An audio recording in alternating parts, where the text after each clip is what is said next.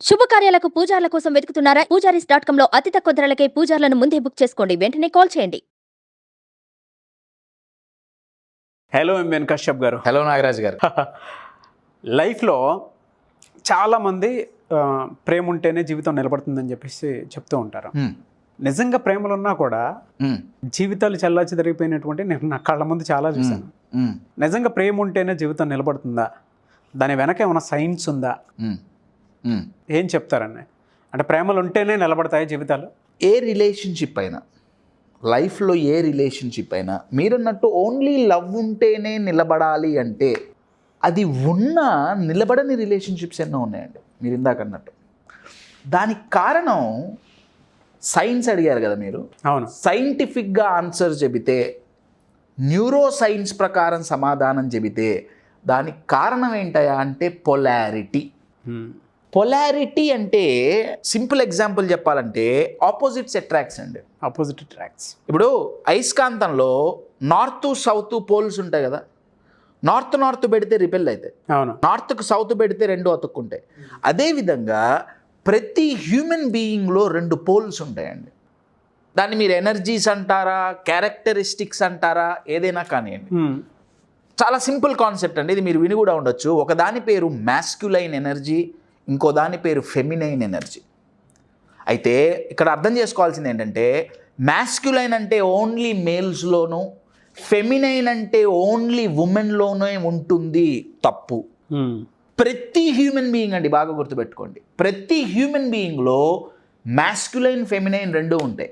అయితే ఏది ఎక్కువ? రిలేషన్షిప్లో ఒక పార్ట్నర్ మ్యాస్క్యులైన్ డామినేటింగ్, ఇంకొక పార్ట్నర్ ఫెమినైన్ డామినేటింగ్. ఫస్ట్ వాళ్ళిద్దరికీ రెండు అర్థమైనయా, then each time they are changing, relationship will be fantastic. నేను ఒక ఎగ్జాంపుల్ ఇస్తాను. షూర్. మళ్ళీ చెప్తున్నా, మ్యాస్క్యులైన్ అనగానే మగవాళ్ళకే కాదు, ఫెమినైన్ అనగానే ఆడవాళ్ళకే కాదు. రైట్, రెండు ఉంటాయి.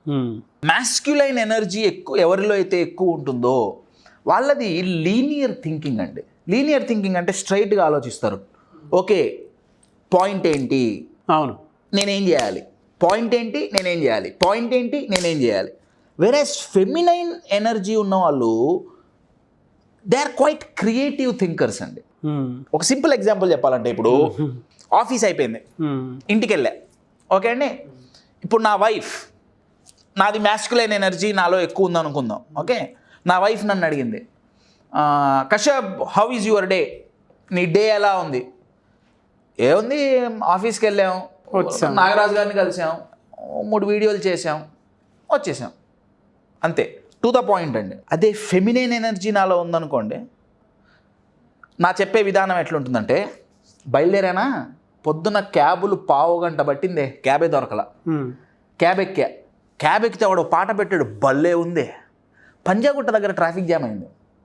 కరెక్ట్ టైంకి పోనా చాలా డౌట్ వచ్చింది. మొత్తానికి 11 ఆఫీస్కి చేరానా, 1-on-1 ఒక క్లాస్ది ఉంది. అయిపోయిందా, లంచ్ వాళ్ళ 3 చేశా. లంచ్లో ఈ కూర అంత బాగాలేదే. తర్వాత నాగరాజు గారితో కూర్చున్నావు, 4 వీడియోలు చేశాను. It goes on.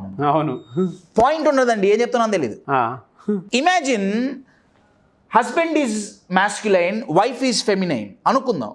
రైట్ నా వైఫ్ వచ్చి హస్బెండ్కు చెప్తోంది, హస్బెండ్ మైండ్లో ఏం నడుస్తుంది, ఇది ఎందుకు చెప్తోంది, పాయింట్ ఏంటి, ఎందుకు చెప్తుంది, పాయింట్ ఏంటి, ఎందుకు చెప్తుంది, పాయింట్ ఏంటి, చెప్పాలనిపించింది కాబట్టి చెప్తుంది, అంతే. పాయింట్ ఏం లేదు అక్కడ.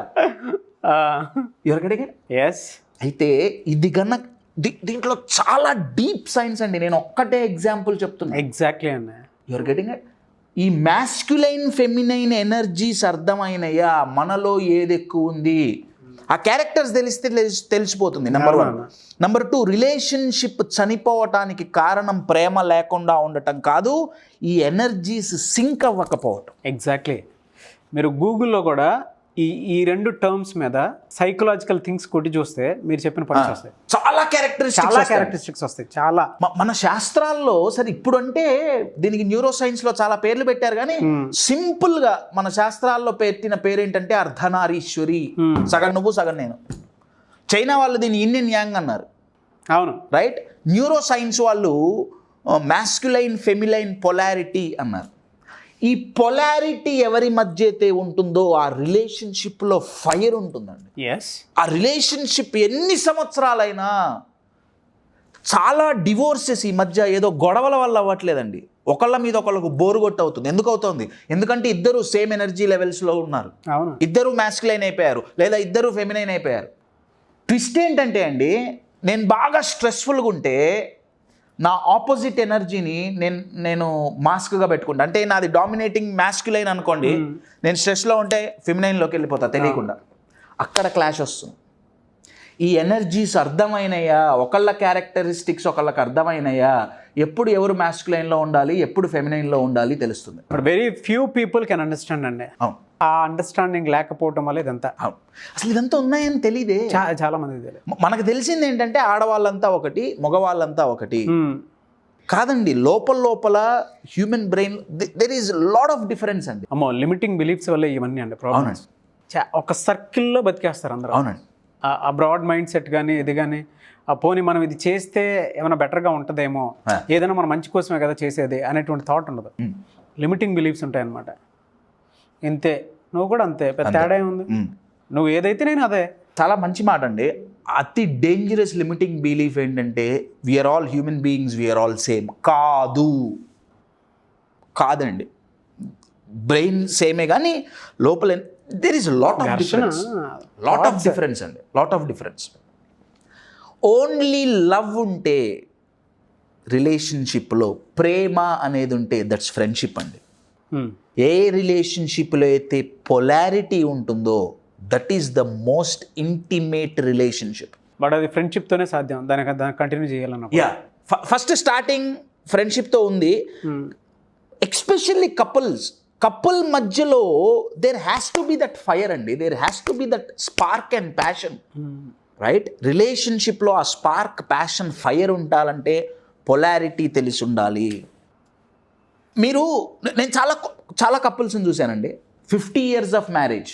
అవును, మ్యారేజ్ 50 ఏళ్ళు అయింది, 40 ఏళ్ళు అయింది, 60 ఏళ్ళు అయింది, still they are very vibrant. నాకు అక్కడి నుంచి నా రీసెర్చ్ ఇక్కడ మెయిన్ ఇవన్నీ నేర్చుకోవడానికి గల కారణం, వీళ్ళు ఎలా ఉండగలుగుతున్నారు. కొంతమంది పెళ్ళైన 6 నెలలకో సంవత్సరానికో అయిపోయింది పరిస్థితి, బోరు. వాళ్ళ మధ్య గొడవలేం లేవు. ఒకళ్ళంటే ఒకళ్ళకు ప్రేమ ఉంది, ఒకళ్ళంటే ఒకళ్ళని యాక్సెప్ట్ చేశారు.